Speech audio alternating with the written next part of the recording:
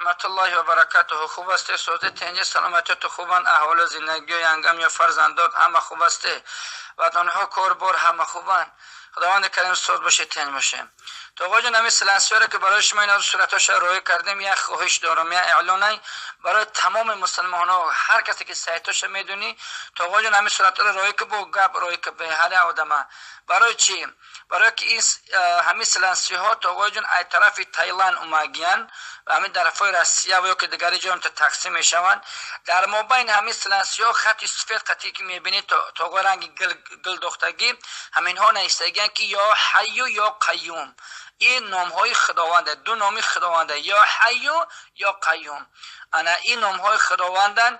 این بدبخت های دشمن های اسلام، اما بود پرستو، انا برای ضد اسلام همه چیزها را می نیسن روی میکنن.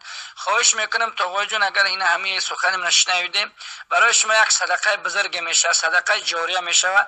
اگر شما همین صورت با دیگری مسلمان ها روی کنی که در جای که در بازارها و در دیگر جا اگر همین ها باشن، حتی اگر در همون اخواتکا و در همون جا اگر تاجیکای برادره باشن که همتری سلنسی ها بفروشن یا که مسلمان هایی که باشن همیار بفروشن، التماس روی که همین سخن را همین صورت که همین نفروشن، همین سلنسی را، برای که مردم میپوشن یک پسدنی نام های خداوند پس بزنه همه آدمای همون برآوردهای همین بگیم سلنسی ها را یا طرف تایلند اومدن تاوی.